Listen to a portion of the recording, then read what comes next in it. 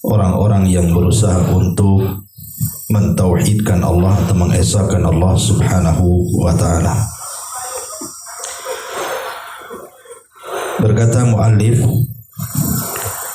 barang siapa yang meniadakan 3 macam kesyirikan yang sudah kita bahas,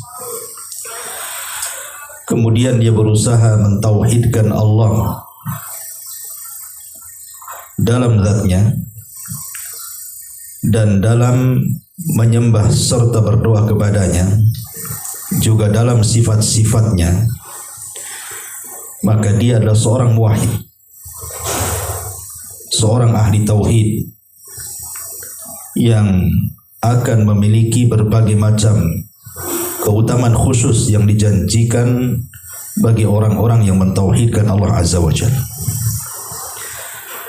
Adapun sebaliknya, jika ia hanya meyakini dan menetapkan salah satu dari 3 macam kesyirikan yang sudah kita bahas, maka dia bukanlah seorang ahli tauhid, tetapi dia tergolong seperti yang disebutkan dalam firman Allah Azza wa Jalla surah Al-An'am ayat 88, walau asyraku lahabita anhum ma kanu ya'malun. Seandainya mereka mempersekutukan Allah, niscaya lenyaplah dari semua amal-amal yang telah mereka kerjakan. Lain asyrakta la yahbatanna amaluka wa la takunanna minal khasirin. Az-Zumar 65. Jika kamu mempersekutukan Allah, niscaya akan terhapuslah amal-amal kamu dan tentulah kamu termasuk orang-orang yang rugi. Tetapi jika ia bertobat dan meniadakan sekutu dari Allah, maka ia termasuk golongan ahli tauhid. Taib ma'asyiral muslimin wal muslimat rahimani wa rahimakumullah. Di sini mu'alif rahimahullah ta'ala ingin menjelaskan kepada kita tentang 2 kelompok atau 2 golongan. Yang satu ahli tauhid dan yang satu ahli syirki, ahli kesyirikan. Kita tahu bahwa 2 perkara ini sesuatu yang bertentangan, tidak mungkin ketemu. Kalau orang bertauhid harus menghilangkan kesyirikan. Sebaliknya orang yang terjerumus kepada kesyirikan pasti hilang tauhid padanya. Lah mu'alif rahimahullahu ta'ala menjelaskan tentang orang-orang yang ahli tauhid, maka mereka akan mendapatkan keutamaan-keutamaan secara khusus baik di dunia ataupun di akhirat. Lalu apa saja keutamaan orang-orang yang mentauhidkan Allah dan apa saja bahaya kesyirikan di sini? Ma'asyiral muslimin yang dimuliakan Allah Subhanahu wa ta'ala, kita tahu bahwa 2 hal yang harus dipahami. Di antara pentingnya orang itu mentauhidkan Allah Subhanahu wa ta'ala, pertama karena tauhid adalah puncak dari tujuan kita diciptakan. Untuk Allah, untuk apa Allah menciptakan alam semesta? Langit, bumi, manusia, jin, dan semua makhluk yang Allah ciptakan. Maka tidak lain dan bukan tujuannya adalah mentauhidkan Allah, wabil khusus tentunya penciptaan jin dan manusia, dan itu berdasarkan surah Az-Zariyat 56, wa ma khalaqtul jinna wal insa illa liya'budun. Tidaklah aku ciptakan jin dan manusia kecuali mereka diperintahkan untuk mentauhidkan aku. Kemudian yang kedua, karena tauhid sendiri adalah tuntutan Allah kepada kita. Jadi tauhid itulah haqqullah. Allah menuntut kepada kita setelah Allah menciptakan kita, memberikan rizki kepada kita, memberikan kesenangan, ketenangan kepada kita, maka ada tuntutan tentunya. maka hak Allah kepada hamba-hambanya, tuntutan Allah kepada kita adalah cukup dengan mentauhidkan Allah Azza wa Jalla. Makanya Muadz bin Jabal radhiyallahu an satu hari dibonceng Nabi sallallahu alaihi wasallam dalam safar. Ketika itu Nabi sallallahu alaihi wasallam bertanya kepada Muadz, "Ya Muadz, hal tadri haqqullah 'alal ibad wa ma haqqul ibadi 'ala Allah?" Tahukah kamu tuntutan Allah kepada kita, hamba-hambanya, dan tuntutan kita kepada Allah Azza wa Jalla? Maka Muadz mengatakan, Allah wa rasuluhu a'lam. Sebagai adab, maka Muadz mengatakan Allah dan Rasulnya yang tahu. Maka Rasul mengatakan, haqqullah 'alal ibad an ya'buduhu wa la yusyriku bihi syai'an. Tuntutan Allah kepada kita itu cukup kalian mentauhidkan Allah, beribadah kepada Allah dan jangan sekutukan Allah dengan siapapun. Tetapi setelah itu kita juga punya tuntutan kepada Allah. Setelah kita mentauhidkan Allah Azza wa Jalla, maka kita pun meminta kepada Allah, wa haqqul ibadi 'ala Allah alla yu'adzab man la yusyrik bihi syai'an. Jangan pernah diazab orang yang tidak melakukan kesyirikan sedikit pun. Inilah dua perkara kenapa kita harus mentauhidkan Allah Subhanahu wa taala. Ma'asyiral muslimat yang dimuliakan Allah Subhanahu wa taala. Adapun tauhid sendiri adalah al-ghayatu min irsalir rusul.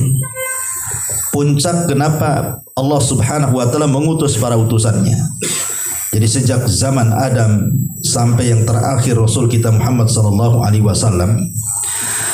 Jadi tujuan diutus para nabi dan rasul itu puncaknya adalah mengajak manusia untuk mentauhidkan Allah. Dan itu disebutkan dalam surah An-Nahl ayat 36.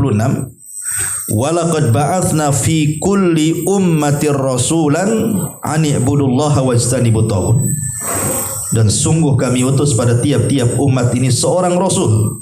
Tugas seorang rasul ini menyampaikan kepada umatnya, u'budullah, sembahlah Allah, tauhidkan Allah, esakan Allah, wajtanibut taghut, dan jauhi sesembahan selain Allah alias taghut. Makanya kalau kita lihat sejarah dakwah para nabi dan rasul yang dicantumkan oleh Allah dalam Al-Quran, semuanya seruan pertama adalah tauhid. Seruan para nabi dan rasul itu semua tauhid. Semua, kalau kita melihat nas-nas Al-Quran itu, termasuk juga seruan Nabi SAW pertama kali 13 tahun di kota Mekah itu mendakwahkan tauhid. Bahkan apabila Nabi SAW mengutus utusan untuk berdakwah di negeri lain sekalipun, Nabi SAW tidak mengatakan ajarkan fikih kepada mereka, ajarkan akhlak, tidak. Yang pertama kali ajarkan tauhid. Seperti Muadz bin Jabal diutus oleh Rasul ke mana? Ke Yaman. Wasiat yang pertama kali, apa kata Rasul? Falyakun awwala ma tad'uhum bihi syahadatu an la ilaha illallah. Nanti wahai Muadz, sampainya kau di Yaman, jangan yang lain kau serukan, tapi yang pertama kali kau serukan kepada penduduk Yaman persaksian bahwa tidak ada sesembahan yang berhak disembah kecuali Allah. Tauhid. Ya. Begitu pentingnya tauhid di mata para nabi dan rasul. Bahkan sebuah pertanyaan yang akan ditanyakan kepada kita saat kita ini masuk ke liang lahat atau kuburan. Soalan pertama apa? Soalan pertama adalah man rabbuk? Siapa Tuhan? Itulah soalan pertama. Jadi yang pertama ditanya itu tauhid dulu. Siapa Tuhan? Siapa sesembahanmu? Dan kalau ditanya soal siapa Tuhan dan siapa sesembahan, artinya jawabannya adalah tauhid. Ya. Orang yang bertauhidlah yang bisa menjawab setiap pertanyaan yang akan ditanyakan malaikat mungkar dan nakir. Apalagi lebih daripada itu, tauhid sendiri adalah syarat diterimanya sebuah amal. Jadi amal itu tergantung kepada tauhid. Ma'asyiral muslimin wal muslimat rahimani wa rahimakumullah. dan banyak lagi tentang keutamaan tauhid, dan ini sudah saya ulang-ulang, hanya sekedar sekilas pandang saja. Adapun tentang bahaya syirik sendiri, ini yang paling penting kita bahas. Kenapa? Karena kesyirikan itu sendiri membatalkan tauhid. Dan bahaya kesyirikan ini bukan hanya di dunia, tapi sampai kepada akhirat. Bukan hanya individu, tapi sampai ke tingkat masyarakat. Bukan hanya satu daerah, tapi bisa satu negeri. Jadi bahaya kesyirikan itu luar biasa. Lah, apa saja bahaya kesyirikan ini? Karena masalahnya begini. Kalau kita lihat hari ini fenomena ya, yang kita bisa dilihat, apalagi sekarang media kan mudah diakses lewat YouTube atau media-media yang lainnya. Kalau kita melihat kuburan-kuburan yang dianggap wali, yang dianggap kuburan-kuburan orang soleh, sebagian mereka itu membentuk kuburan sedemikian rupa. Kadang-kadang dibuat rumah, diperindah, dipercantik gitu ya, dibuat semacam kesannya keramat. Dan betapa banyak orang-orang yang kemudian menziarahi kuburan itu sudah menyelisihi syariat daripada ziarah kubur. Yang kata Nabi SAW, ziarah itu kan salah satu manfaatnya adalah tudzakirukumul akhirah, untuk mengingatkan kita kepada kematian dan kepada akhirat. Kemudian selebihnya berdoa kepada penduduk kuburan. Baru masuk saja kita disuruh mengucapkan assalamualaikum ya ahlal kubur, keselamatan bagi kalian penduduk kubur, kan itu. Hanya itu saja sebenarnya syariat yang disyariatkan saat ziarah kubur itu yang paling penting. Mengingatkan kita akan kematian dan mengingatkan kita akan akhirat, kemudian mendoakan. Ya. Tetapi kenyataannya kan tidak demikian. Ada sebagian kuburan-kuburan orang saleh itu, mereka datang itu dalam rangka supaya menyembuhkan penyakitnya. Bahkan saya lihat di YouTube itu, kuburannya cucu Nabi SAW, Husain ibn Ali radhiyallahu anhu, itu diagungkan luar biasa oleh orang-orang Rafidhah Syiah itu. Jadi sampai kemudian orang-orang yang sakit, entah sakit gula, entah stroke, entah sakit apa saja, mereka datang ke kuburan Husain itu dan mereka meyakini bahwa cukup dengan mengusap kuburan itu, kemudian diusapkan kepada penyakitnya, diyakini bisa menyembuhkan. Nah, ini kan melampaui, ikhwan, ya. Karena kalau kita bicara soal pengobatan itu dalam Islam, pertama ada yang sudah ternaskan dalam Quran dan Sunnah bahwa benda-benda tersebut bisa mengobati. Ternaskan dalam Quran dan Sunnah seperti Zam-Zam, memang ada nasnya. Kemudian minyak zaitun, kemudian kurma, gitu ya. Kemudian habbatus sauda, itu kan sudah ternaskan, jelas gitu ya, nggak apa-apa, karena memang ternaskan. Ataupun yang kedua, memang ada tajribah, ada penelitian. Memang Quran tidak menjelaskan, Sunnah tidak menjelaskan, tetapi ada penelitian pakar-pakar kedokteran, farmasi, herbalis, dan begitu seterusnya. Memang benda-benda tertentu itu mengandung obat untuk menyembuhkan penyakit.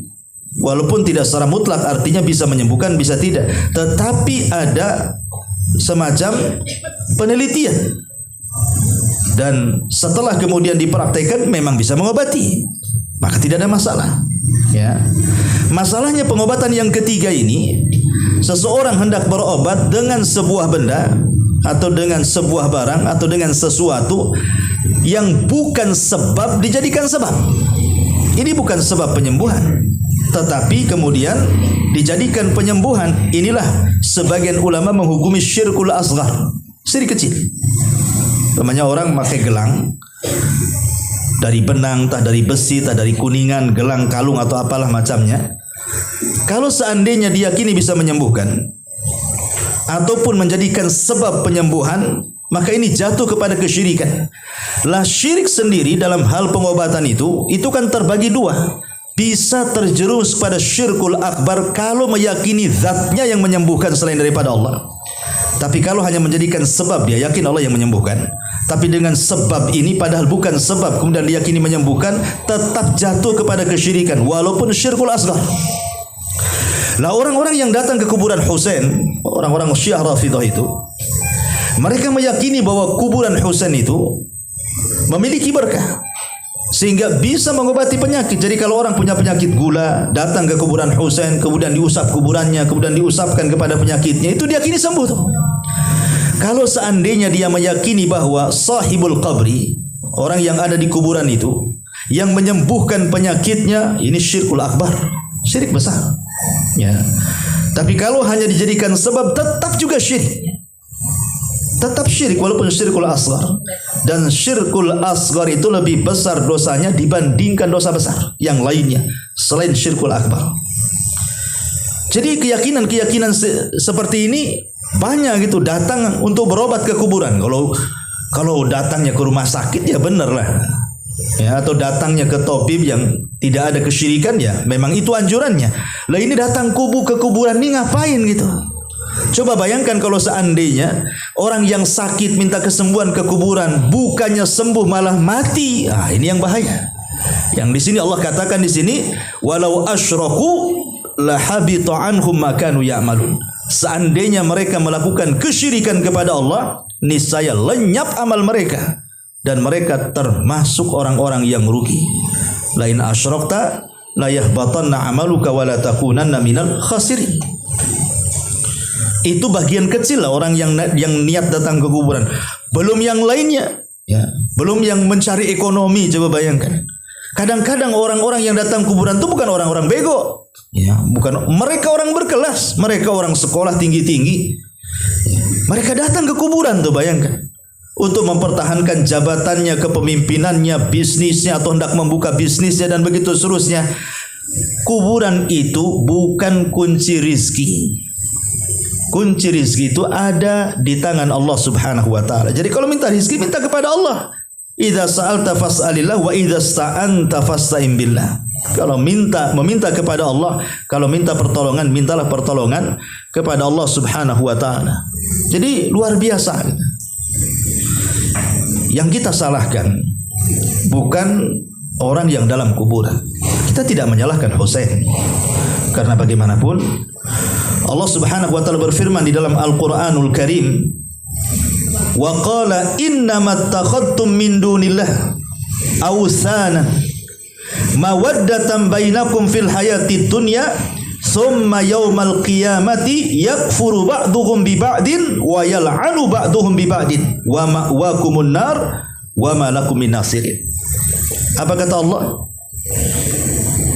Hanya saja kalian mengambil sesembahan selain daripada Allah dijadikan berhala yang kalian cintai di antara kalian dalam kehidupan dunia. Nanti pada hari kiamat, berhala-berhala itu akan saling mengingkari sebagian kalian dengan sebagian yang lainnya, bahkan melaknat sebagian kalian dengan sebagian yang lainnya, dan tempat kalian di neraka dan tidak ada pertolongan bagi kalian. Jadi kalau seandainya Husain itu Allah takdirkan bangkit dari kuburan, anggap saja dia hidup lagi, pasti Husain itu akan marah, akan mengingkari. Tidak mungkin Husain ridho kan gitu ya. Sayyidu Husain tidak mungkin ridho. Pasti kalau dia bangkit dari kuburan, dia akan marah kepada orang-orang yang menyembahnya. Jangankan itu Ali bin Abi Thalib radhiyallahu an, di masa hidupnya itu ayahnya. Ali bin Abi Thalib itu ayahnya Husain. Datang orang-orang Sabaiyah, orang-orang Sabaiyah, kemudian mengatakan kepada Ali radhiyallahu an, ya Ali antal ilah, wahai Ali, engkau adalah Tuhan. Bayangkan, itu Ali masih hidup tuh. Orang-orang Sabaiyah mengatakan, ya Ali antal ilah, engkau adalah Tuhan. Apa kata Ali? Ali mengatakan kepada pasukannya, buatkan parit, letakkan kayu bakar, bakar kayu itu setinggi-tingginya, masukkan orang-orang yang menyembah diriku, yang mengatakan aku Tuhan, masukkan ke dalam api kalau dia tidak bertobat. Akhirnya orang-orang pun ada yang tanpa dimasukkan, mereka melemparkan diri ke dalam api. Mereka meyakini bahwa Ali itu Tuhan. Sampai sebagian orang-orang Sabaiyah ini, cikal bakal orang-orang Syiah Rafidhah, mereka melemparkan diri ke dalam api karena yakin bahwa Ali itu Tuhan tuh. Bayangkan, ya, akalnya di mana? Kemudian mereka mengatakan, kenapa orang-orang itu sampai melemparkan diri ke dalam api dan meyakini bahwa Ali itu Tuhan? Karena mereka terkecoh dengan hadis Nabi SAW, la yu'adzibu binnar, la yu'adzabu binnar illa rabbun nar. Tidaklah seseorang itu mengazab dengan api kecuali dia Rabb pemilik api. Karena Ali mengazab manusia dengan api, maka makin yakin Ali itu Tuhan katanya. Walaupun sebagiannya lain tobat dan sebagian yang lain berpura-pura tobat. Tapi di sini bagaimana sikap Ali? Ketika Ali dituhankan, marah dia. Dia mengatakan kepada prajuritnya, buat parit, letakkan kayu, bakar. Untuk siapa? Membakar orang-orang yang menuhankan. Saya kira apa yang dilakukan putranya Husain, kalaulah seandainya bangkit melihat orang-orang Rafidhah menyembahnya, kurang lebih sajalah dengan bapaknya. Kita tidak menyalahkan orang yang ada di kuburan, karena nanti pada hari kiamat saling mengingkari sebagian mereka. Yang kita salahkan orang yang datang ke kuburan. Jangankan lagi sekelas Husain, kalaulah ini dilakukan kepada Sayyidul Anbiya wal Mursalin, Rasul kita Muhammad sallallahu alaihi wasallam tentu tidak akan redha. Nabi saja tidak akan redha kalau hidup di zaman sekarang, tahu kuburannya dijadikan ajang kesyirikan, enggak akan redha Nabi itu. Kalau sekelas Nabi saja tidak redha, siapa? Di bawah daripada Nabi, kuburan orang-orang yang dianggap orang-orang soleh atau wali di zaman sekarang, ya. Dan itu fenomena yang kita bisa saksikan. Orang-orang yang datang ke kuburan bukannya ziarah syar'i, malah ziarah syirki, malah berziarah kemudian melakukan kesyirikan, ya kan? Bahkan kalau kita melihat sejarah ke belakang sedikit, ketika tentara Mongol orang-orang Tatar, ya, itu menghancurkan Baghdad sehancur-hancurnya. Anak-anak disembelih, wanita-wanita disembelih, semua kaum muslimin dibantai, kitab-kitab para ulama dibantai, para ulama juga dibantai, semuanya dihancurkan. Baghdad itu hancur sehancur-hancurnya karena pengkhianatan orang-orang Syiah yang bekerja sama dengan orang-orang Mongol Tatar, ya. Itu peristiwa yang luar biasa, kehancuran Baghdad di tangan Tatar karena pengkhianatan orang-orang Rafidhah, ya, Ibnu Alqamah. Jadi salah satu penyebabnya ulama membahas karena orang-orang Baghdad ini kala itu mereka banyak yang awam sehingga mereka yakin dengan kuburan. Jadi sebagian mereka itu suka datang ke kuburan, kemudian meminta perlindungan ke kuburan orang-orang yang dianggap saleh. Sampai-sampai ada seorang penyair mengatakan, ya haribat Tatar ludhu bi qabri Abi Umar. Wahai orang-orang yang lari dari peperang Tatar, ya, datanglah ke kuburan Abi Umar, mintalah perlindungan kepada mereka. Dari sini disimpulkan oleh para ulama, di antara sebab kenapa Baghdad itu sampai kemudian dihancurkan orang-orang kafir Tatar, salah satunya karena lemah akidahnya. Lemah akidahnya, mereka banyak melakukan kesyirikan, datang ke kuburan-kuburan, meminta-minta di situ. Makanya akibatnya ketika orang itu kemudian melakukan kesyirikan dan jauh dari tauhid, melemahlah kekuatan kaum muslimin. Ini bahaya kesyirikan, bisa melemahkan kekuatan kaum muslimin. Makanya Tatar akhirnya berhasil membunuh khalifahnya, membantai entah berapa ribu jiwa dibantai oleh orang Tatar dalam satu hari itu. Nauzubillahi min dzalik, ya. Lalu apa saja bahayanya kesyirikan ini? Ma'asyiral muslimin wal muslimat rahimani wa rahimakumullah. Di dalam Al-Qur'anul Karim Allah Subhanahu wa taala mengatakan dalam surah Fatir 37, wa hum yastarihuna fiha rabbana akhrijna na'mal salihan ghaira alladhi kunna na'mal awalam nu'ammirkum ma yatadhakkaru fihi man tadhakkar wa ja'akumun nadhir fadhuku fama lidh-dhalimina min nasir. Dan mereka yang ada dalam neraka itu berteriak-teriak, kemudian mengatakan, ya Tuhan kami, keluarkan kami dari neraka.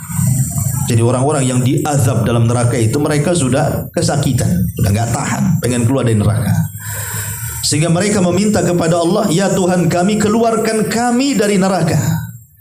Kemudian mereka membuat janji dengan Allah, na'mal salihan ghairal ladzi kunna na'mal. Nanti kalau engkau keluarkan kami dari neraka, kau kembalikan kami ke bumi, maka kami akan berusaha mengerjakan kebaikan berlainan dengan yang telah kami kerjakan dulu. Mungkin dulu kami ahli maksiat, ahli syirik, ahli kufur. Kalau engkau keluarkan kami dari neraka, kami akan berubah. Kami akan mentauhidkan engkau, kami akan mengikuti Rasul, kami akan beramal saleh. Itu janji penuh neraka itu. Tetapi Allah Subhanahu wa taala justru mengatakan, awalam nu'ammirkum ma yatadzakkaru fihi man tadzakkar wa ja'akumun nadhir. Kata Allah, hei penuh neraka, bukankah dulu kami telah memanjangkan umurmu? Sebelum engkau mati dan dimasukkan ke neraka, aku sudah berikan kesempatan. Kami berikan usia panjang kepada kalian. Ya. Kemana kalian habiskan usia kalian itu? Awalam nu'ammirkum ma yatadzakkaru fihi man tadzakkar. Bukankah kami telah memanjangkan umurmu untuk dapat berfikir? Tentu bagi orang-orang yang berfikir. Wa ja'akumun nadhir.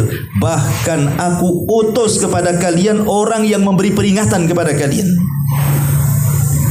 Dulu kemana? Bukankah aku sudah utus Rasul kami kepada kalian, menyampaikan tauhid, ya, menyampaikan risalah Allah, didatangkan, diturunkan kitab-kitab. Lah kemana kalian? Jadi Allah Subhanahu wa taala ingin membalik ucapan mereka. Kok sekarang sudah masuk neraka, pengen balik ke bumi, ingin beramal soleh. Lah sementara dahulu kalian di bumi sudah datang peringatan, sudah datang Rasul, turun kitab. Kemana saja kalian? Ya.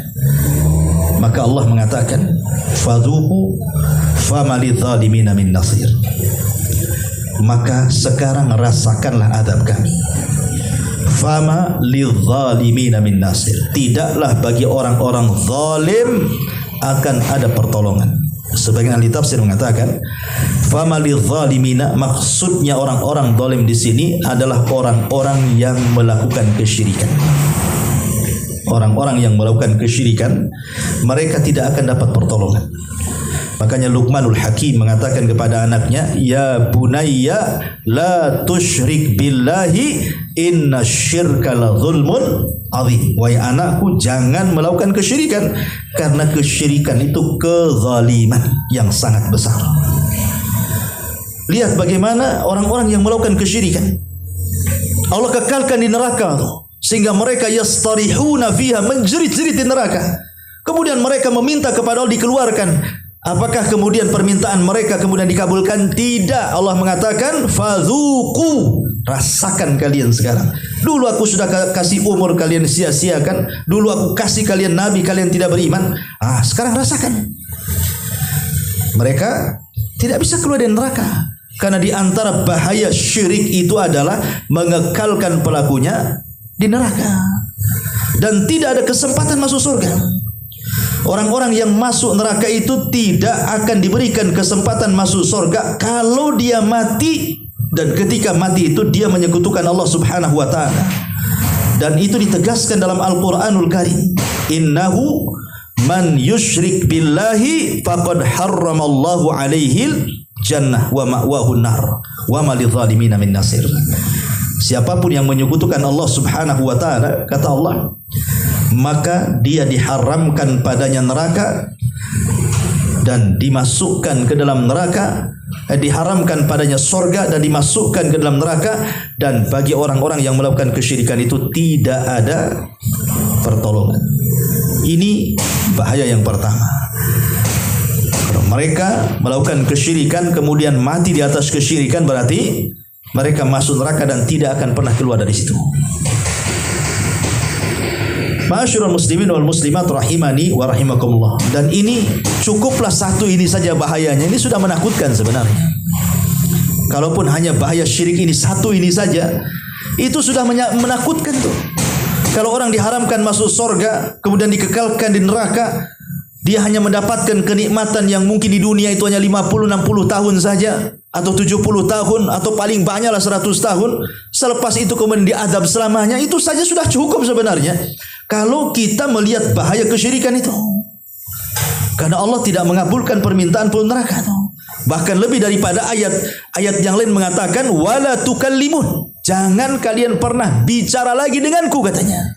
Jadi ketika penduduk neraka ini meminta untuk dikeluarkan dari neraka itu, justru Allah mengatakan apa? Wala yukallimun, jangan pernah bicara lagi denganku. Abdullah ibn Amr ibn As radhiyallahu anhu mengatakan, Allah tidak akan mengajak bicara 2 kali lipat umur dunia kepada penduduk neraka. Artinya Allah tidak pernah memberikan rahmat dan tidak mengabulkan permintaannya. Makanya kemudian setelahnya mereka meminta, ketika Allah tidak kabulkan, kan mereka minta kepada yang lainnya. Meminta kepada malaikat penjaga neraka supaya mereka diwafatkan, tapi Allah tidak kabulkan juga. Kemudian mereka meminta kepada para penjaga neraka agar diringankan azab, tidak juga diringankan. Akhirnya kemudian mereka meminta kepada penduduk surga agar diberikan kepada mereka setetes air ataupun makanan. Penduduk surga pun mengatakan, innallaha harramahuma 'alal kafirin. Allah haramkan kepada orang kafir. Ya, jadi satu saja sudah ngeri sebenarnya bahaya syirik ini. Apalagi bahaya kesyirikan ini. Yang kedua, syirik ini, asyirku huwa sababul a'zam li husulil qurbati fid dunya wal akhirah. Syirik ini sebab terbesar seseorang itu akan ditimpa berbagai macam kurban, berbagai macam kesulitan, musibah di dunia ataupun di akhirat. Makanya ketika para ulama membahas tentang beberapa bencana yang terjadi, yang Allah Subhanahu wa taala kirimkan, entah berupa gempa, entah berupa banjir, entah berupa gunung meletus, entah berupa angin puting beliung atau apalah namanya, yang sebagian bencana-bencana itu bukan hanya menelan korban 1-2, bisa ribuan jiwa itu tertelan bencana itu. Lah, salah satu penyebabnya para ulama mengatakan boleh jadi karena penduduk tersebut melakukan kesyirikan. Salah satu sebab terbesar di mana bencana itu dikirimkan oleh Allah Azza wa Jalla adalah karena penduduk negeri itu tidak beriman dan bertakwa. Mereka jatuh kepada kesyirikan. Karena tidak mungkin kalau seandainya satu daerah itu, satu negeri itu, penduduknya mentauhidkan Allah, penduduknya beriman dan bertakwa kepada Allah, tiba-tiba Allah kirim bencana, mustahil. Mana ayatnya? Walau anna ahlal qura amanu wattaqau la fatahna alaihim barakatim minas sama'i wal ardi. Kalaulah penduduk negeri atau penduduk sebuah negeri itu mau beriman dan bertakwa kepada Allah, pasti Allah turunkan berkahnya. Berkah itu dari 2 tempat. Pertama dari langit Allah turunkan, yang kedua tumbuh dari bumi. Dua-duanya mengandung berkah. Itu syaratnya beriman dan bertakwa. Dan beriman dan bertakwa ini asasnya tauhid. Asas keimanan itu tauhid, asas ketakwaan itu tauhid. Jadi kalau sebuah negeri itu mentauhidkan Allah dan tidak menyekutukan Allah Subhanahu wa taala, mustahil negeri itu dikirim bencana. Hanya negeri-negeri yang dikirim bencana itu ketika penduduknya mulai jauh dari Allah, mulai melakukan banyak kesyirikan di mana-mana, makanya Allah timpakan bencana kepada mereka. Ini yang kedua. Yang ketiga, asyirku yusabbibul khawfa wa yanza'ul amna fid dunya wal akhirah. Syirik ini penyebab besar Allah Subhanahu wa taala akan mengirim ketakutan dan akan mengangkat keamanan. Tercabutnya keamanan, disebarnya ketakutan baik di dunia ataupun di akhirat, ini sebabnya syirik. Makanya Allah mengatakan, innal ladzina amanu walam yalbisu imanahum bidzulmin ulaika lahumul amnu wa hum muhtadun. Orang-orang yang beriman, maksudnya orang-orang yang bertauhid, dan mereka tidak mencampur adukan tauhidnya dengan kesyirikan, maka bagi mereka keamanan dan bagi mereka hidayah. Sahabat Nabi ketika itu mendengar ayat ini bingung. Kok bisa orang yang mendapatkan keamanan dan hidayah itu harus tidak mencampurkan keimanan dan kezaliman? Sehingga mereka datang kepada Nabi, Rasul, siapa di antara kami yang tidak pernah melakukan zalim? Minimalnya zalim kepada diri sendirilah. Kalau itu syaratnya berat sekali mendapatkan keamanan dan hidayah Allah itu, kalau harus tidak mencampurkan keimanan dan kezaliman. Karena tidak ada manusia pasti berbuat zalim. Entah zalim kepada dirinya, zalim kepada keluarganya, zalim kepada manusia yang lainnya. zalim kepada binatang, zalim kepada makhluk Allah yang lainnya kan itu. Siapa yang tidak lepas dari kezaliman? Kami rasanya tidak sanggup mengamalkan ayat ini. Maka Allah Subhanahu wa taala mengatakan, sesungguhnya zalim dalam ayat ini laisa kama taqulun, bukan seperti yang kalian pahami, bukan. Tapi ayat ini yang dimaksud kezaliman kata Rasul adalah asyirku, kesyirikan. Maknanya siapa yang tidak mencampur adukan tauhid dan kesyirikan, maka mereka dapat keamanan dan petunjuk.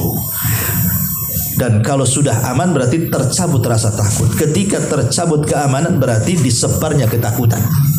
Maka ini juga di antara yang ketiga bahaya syirik. Kemudian yang keempat, yahsulu li sahibi syirki al-dhalalu fid dunya wal akhirah. Orang yang melakukan kesyirikan ini akan disesatkan di dunia dan akhirat. Karena Allah yang mengatakan dalam Al-Quran, wa man yusyrik billahi faqad dhalla dhalalan ba'ida. Barang siapa yang menyekutukan Allah Subhanahu wa taala, maka dia akan tersesat dengan kesesatan yang jauh. Ingat, ketika Nabi sallallahu alaihi wasallam pulang dari perang Hunain ataupun berangkat dari Hunain, kemudian para sahabat ini yang hudatsa'u ahdi bil Islam, baru masuk Islam, saking semangatnya ingin jihad, akidahnya kurang kokoh, tauhidnya kurang kuat, tapi semangat jihadnya tinggi, daftar perang. Nabi SAW menerima mereka, kemudian masuk dalam pasukan. Dalam perjalanan ke Hunain, tiba-tiba mereka singgah di sebuah tempat, rupanya di situ ada pohon yang sangat besar, pohon bidara. Pohon itu pula adalah pohon yang pernah mereka keramatkan di zaman jahiliyah. Namanya Dzatu Anwat. Kemudian sahabat ini datang kepada Nabi SAW yang sedang beristirahat dan mengatakan, ya Rasulullah, ij'al lana Dzata Anwat. Rasul, bisa enggak engkau buat seperti Dzatu Anwat itu, pohon besar itu katanya. Kama lahum Dzatu Anwat, sebagaimana orang-orang musyrik punya pohon besar untuk tabaruk mencari berkah di situ. Bisa enggak kau buat kayak dia gitu? Maka Nabi SAW emosi dan marah karena konteksnya di sini sudah menyinggung tauhid. Kalau ada orang kencing di masjid, pada jelas-jelas dalam masjid itu kencingnya, Nabi tidak marah. Ya, justru Nabi mengatakan kepada orang yang kencing di masjid itu, ini ember, ambil air, kau tumpahkan di tempat kencing. Kemudian Rasulullah mengatakan masjid ini tempat sholat, tempat zikir, tempat baca Quran, bukan tempat kencing. Lembut Nabi SAW ketika melihat ada orang yang menyimpang kencing dalam masjid, padahal jelas-jelas dia kencing di masjid. Ya, kenapa? Karena konteksnya bukan tauhid. Konteksnya ini hanya masalah fikih ibadah saja, yang tidak menjadikan orang itu kufur. Apalagi yang melakukannya orang jahil, tidak tahu, orang Arab, orang Baduy kan nggak berpendidikan, tidak tahu. Ya, tapi beda. Ini yang minta Dzatu Anwat ini juga orang awam, baru masuk Islam, kan orang awam namanya. Ya, belum punya pengetahuan tauhid yang kuat. Baru makanya dalam hadis itu hudatsa ahdi bil Islam, baru masuk Islam, orang awam. Tapi Nabi tidak melihat keawamannya, karena yang disentuh bukan bab fikih, yang disentuh bab tauhid. Dan mengatakan, ya Rasulullah, ij'al lana Dzata Anwat kama lahum Dzatu Anwat. Rasul, jadikan Dzatu Anwat, pohon yang besar untuk kami tabaruk di situ, sebagaimana orang-orang musyrik itu juga punya Dzatu Anwat. Rasul kemudian dengan suara lantang mengatakan, Allahu Akbar, kultum kama qalat Banu Israil li Musa. Allahu Akbar, ini ucapan kali persis seperti Bani Israel yang meminta kepada Musa, ij'al lana ilahan kama lahum aliha. Musa, jadikanlah Tuhan-Tuhan untuk kami seperti Tuhan-Tuhan orang musyrik. Maka Nabi Musa juga marah. Ya. Nabi marah, Musa juga marah. Sesama Nabi kan marah. Kenapa? Karena yang disinggung tauhid di sini. Maka Musa mengatakan, innakum qaumun tajhalun. Rasul pun mengatakan kepada para sahabat, innakum qaumun tajhalun. Kalian itu umat yang jahil, sudah diberikan hidayah tauhid, mau syirik pula gitu bahasanya. Ya. Kalian sudah dapat petunjuk nih, sudah di atas tauhid, sudah senang, malah mau melakukan kesyirikan. Kalian ini umat yang jahil. Nah, kesyirikan ini kejahilan dan menyesatkan orang. Ini yang keempat. Yang kelima, asyirkul la yaghfiruhu Allahu idza mata sahibuhu qabla taubati. Kesyirikan itu bisa menjadikan Allah tidak mengampuni dosanya apabila dia mati dan tidak bertobat. Kalau dia sampai mati dan tidak bertobat kepada Allah Azza wa Jal, maka jangan diharap dia dapat ampunan Allah. Innallaha la yaghfiru an yushraka bihi wa yaghfiru ma duna dzalika liman yasha. Allah tidak akan mengampuni dosa siapapun yang menyekutukannya, tapi Allah akan mengampuni dosa selain daripada dosa syirik. Jadi tauhid ini minimalnya orang yang bertauhid itu, seandainya lah Allah takdirkan seseorang itu masuk neraka karena dosa zinahnya, karena dosa membunuhnya, karena dosa khomarnya, karena dosa bandar narkobanya, karena dosa zalimnya ia kepada manusia, Allah takdirkan dia masuk neraka. Tapi kalau seandainya saat kematiannya tidak ada satupun amalannya terkandung syirik kepada Allah Azza wa Jal, maka ada kesempatan dia masuk surga. Dia tidak akan dikekalkan di dalamnya. Kenapa? Ada kesempatan, ada ampunan. Allah masih mengampuni. Jadi kalau seandainya insya'a ghafarahu wa insya'a adzabahu, kalau Allah mau Allah ampuni, kalau Allah mau Allah azab dulu baru Allah ampuni. Tapi kan ada kesempatan tuh dapat ampunan tuh. Kalau orang masuk neraka gara-gara minum khamar, gara-gara berzina, gara-gara narkoba, gara-gara zalim, masihlah dia itu ada kesempatan dapat ampunan. Tapi kalau seandainya dia melakukan kesyirikan walaupun dia ahli ibadah, ahli salat, ahli puasa, ahli zikir, ahli baca Quran, ahli-ahli yang lainnya, tapi dia mati di atas kesyirikan kepada Allah Azza wa Jalla, jangan harap Allah berikan ampunan kepadanya, dan jangan harap dia masuk surga dan dipastikan masuk neraka. Nah, ini bahaya kesyirikan, ya. Kemudian yang nomor 6, asyirku yuhbitu jami'al amal. Kesyirikan ini bisa menggugurkan seluruh amal.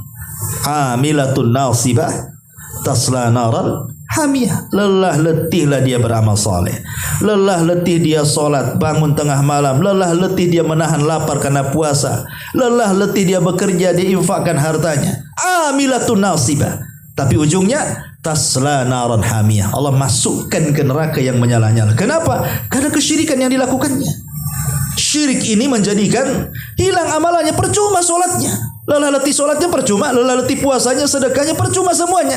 Karena syirik itu membatalkan amal. Lain asyrakta la yahbatanna amaluka. Hei Muhammad, kalau engkau melakukan kesyirikan, lebur amalanmu. Kalau Nabi saja yang banyak pahalanya melakukan kesyirikan, lebur amalannya, apalagi kita. Ini kan konteksnya kepada Nabi. Lain asyrakta, hei Muhammad, kalau engkau syirik, la yahbatanna amaluka, amalmu habis dan engkau termasuk orang rugi. Ini konteksnya kepada Nabi. Padahal tidak ada manusia yang banyak pahalanya melebihi Nabi. Cukup satu hadis Nabi SAW mengatakan, man dalla ala khairin kafaili. Siapapun yang menunjukkan manusia kepada kebaikan, dia akan dapat pahala orang yang mengerjakannya. Jadi kalau saya berdakwah, orang yang saya dakwahi itu mendapatkan petunjuk dari saya dapat pahala dia. Kalau dia kemudian berdakwah lagi dapat orang lain, saya pun tetap dapat. Makin banyak orang yang didakwahi, orang yang kita dakwahi, makin banyak pahala kita. Siapa yang bisa melebihi pahala Nabi? Nabi lah yang pertama kali berdakwah, kemudian sahabat masuk Islam. Dari sahabat ini para tabiin masuk Islam. Dari para tabiin masuk Islam. Sampai kepada kita, siapa yang berjasa pertama? Nabi. Artinya tidak ada manusia yang banyak pahalanya kecuali Nabi. Tetapi Allah katakan, hei Muhammad, sebanyak itu loh pahalamu. Kalau engkau melakukan kesyirikan, habis pahalamu. Kalau Nabi saja diancam seperti itu, apalagi kita, ya. Ini yang nomor 6. Yang nomor 7, asyirku yujibullah li sahibihin nar. Allah mewajibkan. Bayangkan, bukan sunnah hukumnya. Wajib itu artinya pasti. Allah memastikan bahwa orang yang melakukan kesyirikan itu dipastikan masuk neraka dan diharamkan padanya surga. Tadi sudah saya jelaskan. Dan ini yang sangat menakutkan. Ya, kalau sudah tidak diberikan kesempatan masuk surga dan dikekalkan neraka, itu sudah takut rasanya kita. Kemudian yang nomor 8, asyirku yukhlidu sahibahu finnar. Syirik itu bisa mengekalkan pelakunya neraka. Tidak ada kesempatan lagi masuk ke dalam surga. Yang nomor 9, asyirku a'zamu zulmi wal iftira. Kesyirikan itu sezalim-zalimnya kezaliman, sebesar-besarnya kezaliman kepada Allah, sebagaimana perkataan Luqman kepada anaknya, inna syirka la zulmun azim. Kemudian yang nomor 10, Allahu bari'um minal musyrikin wa rasuluhu sallallahu alaihi wasallam.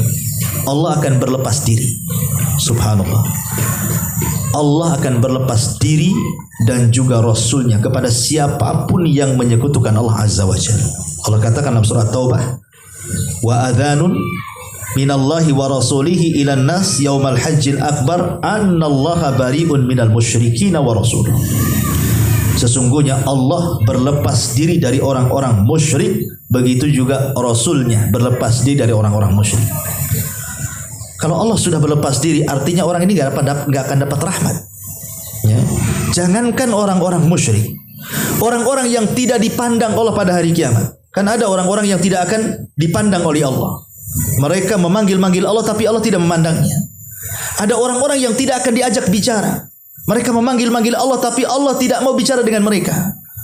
Ya. Bahkan Allah tidak membersihkan. Itu dosa-dosa orang-orang yang tidak melakukan kesyirikan itu.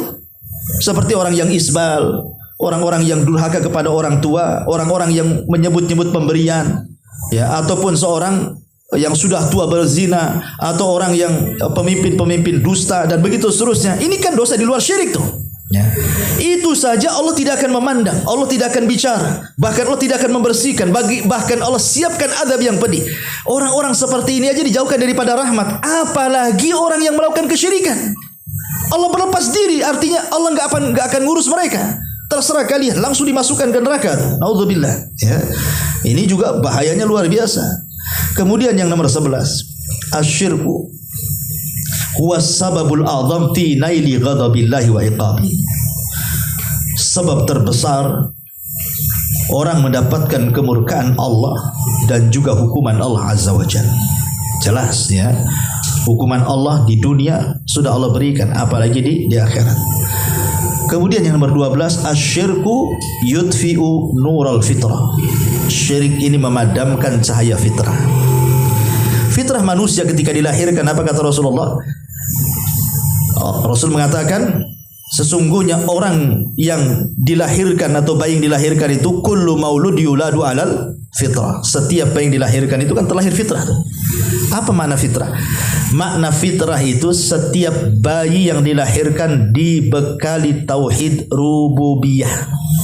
Siapapun, apakah dia bayi orang kafir, bayi orang musyrik, bayi orang Nasrani, bayi orang Yahudi, bayinya orang Hindu, orang Buddha, Wucu, sebutkan agamanya, atau terlahir dari orang ateis sekalipun, setiap bayi yang dilahirkan itu terlahir fitrah, artinya dibekali tauhid rububiyah. Makanya kenapa orang-orang musyrik itu mereka masih menyembah, walaupun yang disembah salah. Ada yang menyembah sapi, ada yang menyembah unta, ada yang menyembah pohon, menyembah gunung, lembah, kuburan gitu ya. Ketika mereka menyembah, artinya mereka yakin bahwa ada sesembahan, ada yang menciptakan, ada yang mengatur, ada yang menguasai, sehingga mereka harus menyembah. Lah ketika mereka menyembah walaupun salah yang disembah, itu kan ada fitrah di situ, baru di sana ada sesembahan. Karena setiap bayi yang dilahirkan itu sudah terlahir fitrah, sudah dibekali tauhid rububiyah, dan itu perjanjian mereka di alam ruh dengan Allah. Ketika Allah mengatakan kepada ruh di alam ruh, alastu bi rabbikum, bukankah aku Rabb kalian? Semua ruh yang akan di dunia hidup, mereka mengatakan qalu balaya, Rabb kami. Dari sini manusia terlahir fitrah. Lah kemudian setan datang kepada mereka, fajtalahumus syaitan. Setan datang, mulai setan menyimpangkan mereka. Yang tadinya fitrah di atas tauhid mulai digiring kepada kesyirikan. Lah syirik inilah membatalkan cahaya fitrah. Bahaya sekali ya. Kemudian yang nomor 13, syirik itu yuqdi alal akhlaqil fadilati, li'anna al akhlaqa nafsil fadilati minal fitrati. Idza kana syirku yaqdi alal akhlaqil fadilah, li'anna akhlaqa nafsil fadilati minal fitrati, wa idza kana syirk yaqdi alal fitrati famin babi aula an yaqdi ala man bana alal fitratillahi minal akhlaqit thayyibatil hasanati. Syirik ini bisa mengantarkan kepada akhlak-akhlak yang tidak mulia, karena tauhid itu mengantarkan kepada akhlak yang mulia. Berarti kalau tauhid mengantarkan kepada akhlak yang mulia, maka syirik sebaliknya mengantarkan kepada akhlak yang tidak mulia, karena akhlak mulia itu terlahir dari fitrah. Walaupun orang hidup di hutan belantara sekalipun, tidak semua orang itu jahat kan, pasti ada orang baiknya, walaupun mereka menyembah berhala. karena fitrah yang mendorongnya. Ya. Walaupun hidup di barat sekalipun gitu yang ateis gitu, para penyembah bahkan mengingkari adanya Tuhan, fitrah itu mendorong orang berbuat baik. Ada juga yang baik. Ya, akhlak mereka baik kan. Lah kalau fitrahnya sudah tercoreng dengan kesyirikan, berarti mereka menghilangkan akhlak. Dan kalau hilang akhlak, identitas hilang dari diri dia. Ini yang ke-13. Yang ke-14, bahwa syirik ini bisa menghilangkan izzatun nafsi, kemuliaan jiwa. Karena syirik ini bisa, lianna syirka yadhul, karena syirik itu bisa menghinakan li jami'it tawaghidil ardi kulliha. Orang syirik ini hakikatnya merendahkan dirinya kepada seluruh tauhid-tauhid yang ada di permukaan bumi. Coba bayangkan, Allah menciptakan kita itu semulia-mulia makhluk. Mulia mana kita dengan binatang? Mulia kita. Tapi kenapa ada orang yang nyembah sapi? Coba bayangkan. Sapi ini kan binatang, gak berakal, hina. Disembah oleh manusia yang derajatnya lebih mulia dibandingkan binatang, coba. Nah ini kan menghinakan diri namanya. Mana izzatun nafsinya? Hilang kan gitu kemuliaan jiwanya. Yang disembah kok akar, yang disembah kok berhala yang dari batu. Kita loh makhluk yang mulia. Kenapa menghinakan diri menyembah makhluk yang jauh lebih rendah dibandingkan manusia? Kemudian juga yang nomor 15, syirik ini bisa menghalalkan darah dan harta. Karena Rasul mengatakan, umirtu an uqatilan nas hatta yashhadu an la ilaha illallah wa anna muhammadar rasulullah wa yuqimus salata wa yu'tuz zakata fa idza fa'alu dzalik asamu minna dima'ahum wa amwaluhum illa bihaqqil islam wa hisabuhum 'ala Allah. Aku diperintahkan untuk memerangi manusia sampai mereka bersyahadat alla ilaha illallah, bersaksi bahwa Muhammad Rasulullah, menegakkan salat, menunaikan zakat. Apabila mereka melakukan itu semua, terjagalah dariku darah dan harta mereka kecuali karena tuntutan Islam dan hisab mereka kepada Allah.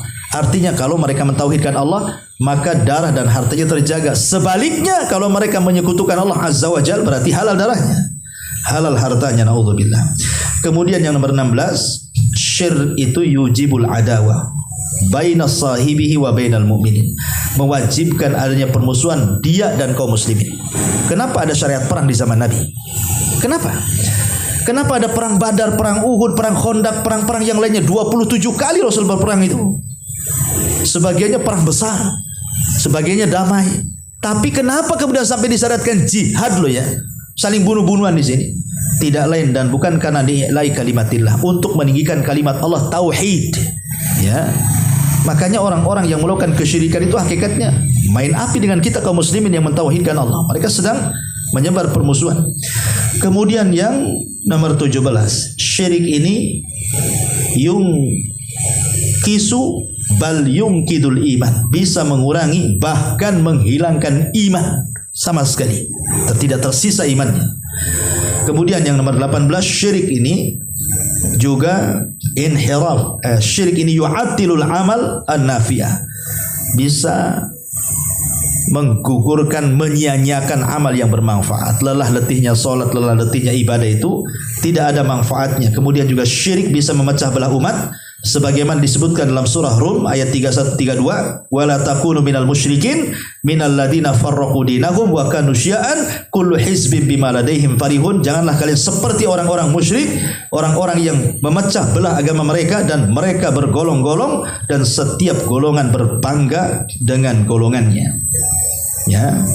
Ini yang ke-20. Dan yang terakhir tentunya, kesyirikan ini juga asas dari setiap keburukan. Setiap keburukan yang ada di dunia dan akhirat itu awalnya dari kesyirikan.